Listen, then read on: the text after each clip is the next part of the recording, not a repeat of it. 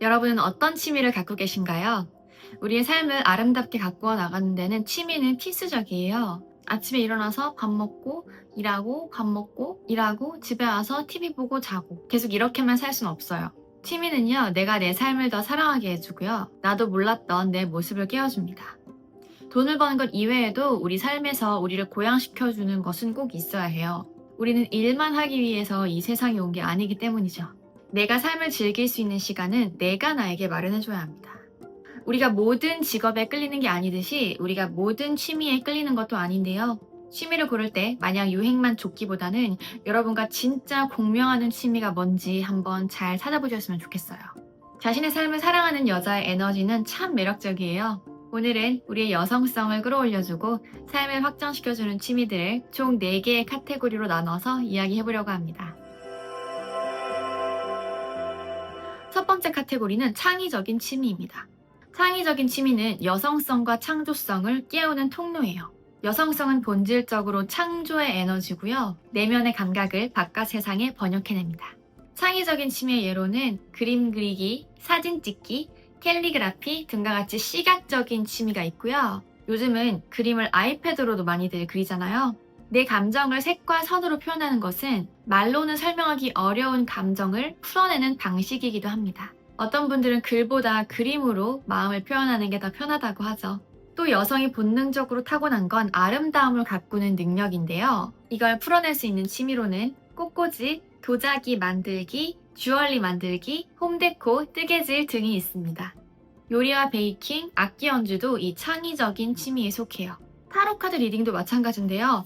요즘은 이렇게 타로카드나 오라클 카드도 되게 예쁜 것들이 많이 나와 있잖아요. 이런 걸 모으는 재미도 있을 것 같고 또 주변 사람들한테 타로를 봐주면서 유대감도 쌓을 수 있을 것 같아요. 저도 타로는 한번 배워보고 싶더라고요. 그런데 중요한 건 타로를 통해서 우리는 직관을 듣는 훈련을 할 수 있어요.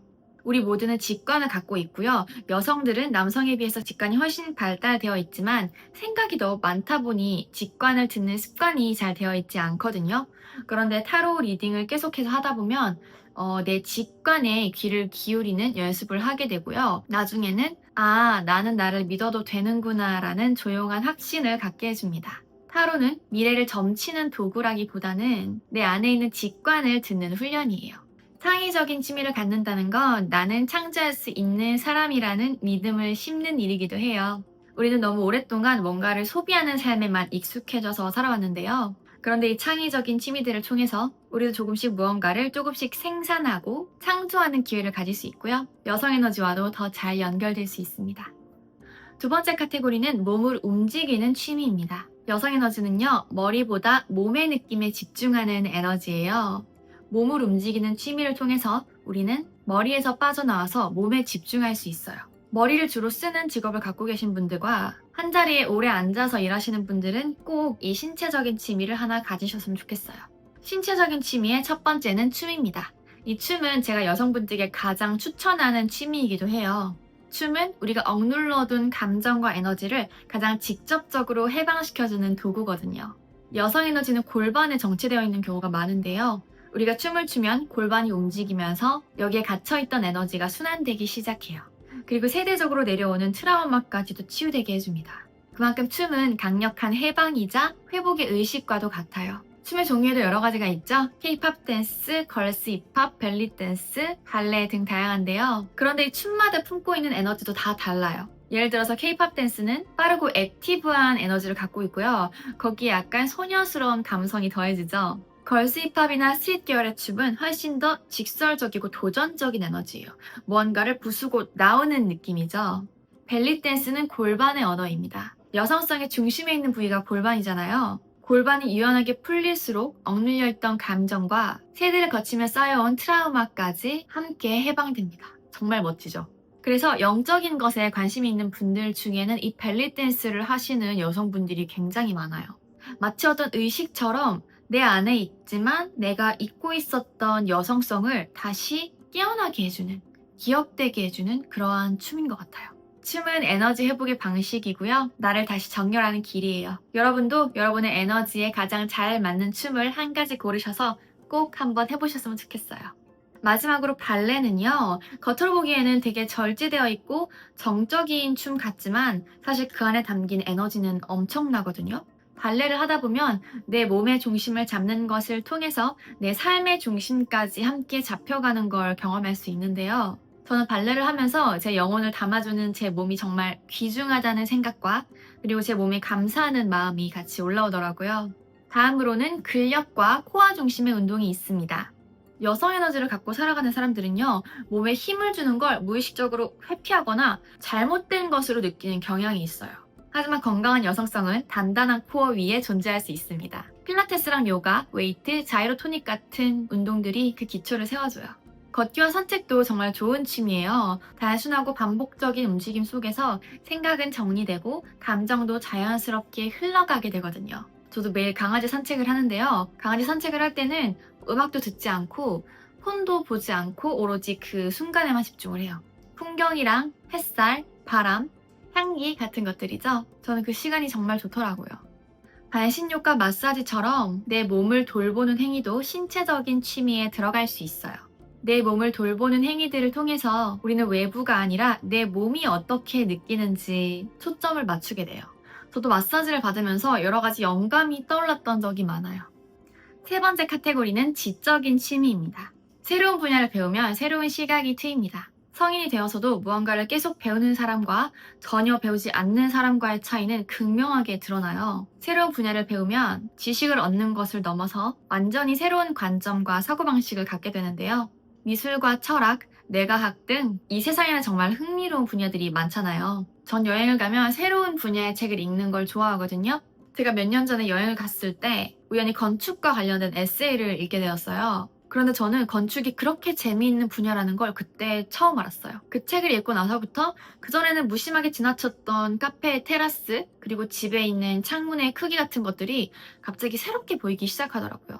책을 읽은 전후로 제 시각이 완전히 뒤바뀌었던 그 경험이 너무 강렬해서 한국으로 돌아온 이후에도 건축 관련된 잡지랑 건축 소재에 관한 책까지 찾아서 읽었거든요. 요즘은 유튜브에도 양질의 컨텐츠가 많잖아요. 이렇게 다양한 통로로 새로운 분야를 계속해서 배워나가다 보면 세상을 더 깊이 꿰뚫어 볼 수 있게 되고요. 점점 더 확장된 세계에서 살 수 있게 됩니다.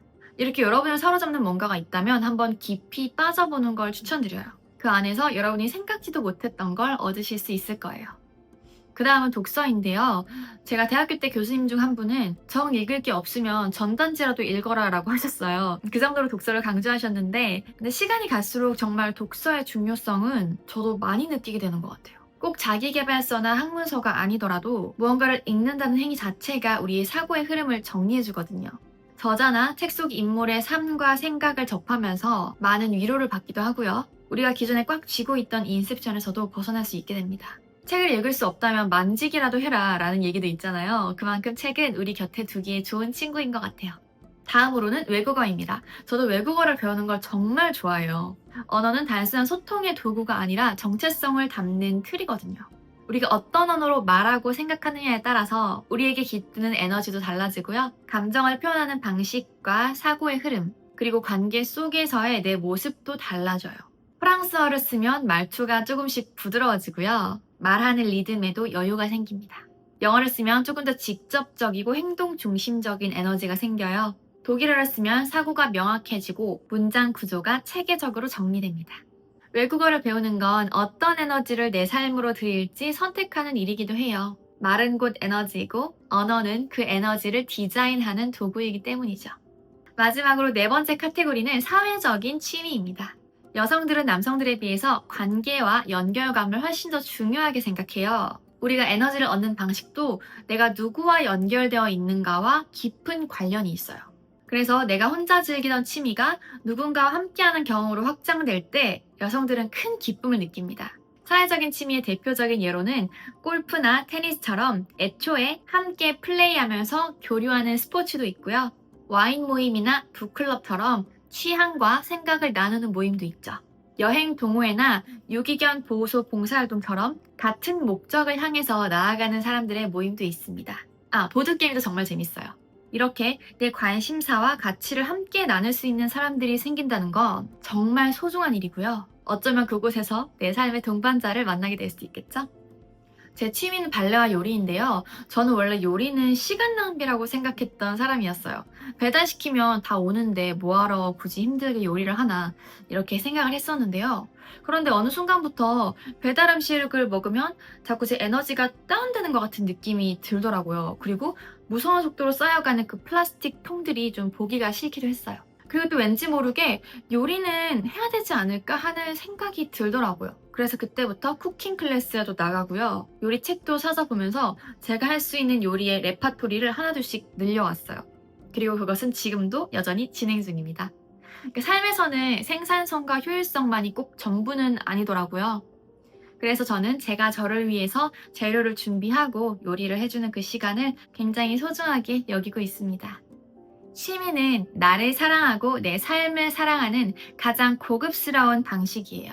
제가 말씀드린 4개의 카테고리에서 한 개씩 선택해서 하시면 제일 좋겠지만 그게 너무 부담스러우시다면 그 중에 제일 잘 맞는 하나를 선택하셔서 한번 시작해보세요. 잘 안 맞으면 중간에 바꾸셔도 상관없어요. 그렇게 내가 내 삶을 아름답게 가꿔나가는 그 자체가 여러분의 여성성이 더 아름답게 피어나갈 수 있는 장이 될 거예요. 여러분은 어떤 취미를 갖고 계신지 아니면 가질 예정이신지 궁금해요. 댓글로 한번 공유해주세요. 여성 에너지에 대해서 더 궁금하신 분들은 이 영상을 참고해주시고요. 저는 다음 영상으로 다시 찾아오겠습니다. 감사합니다.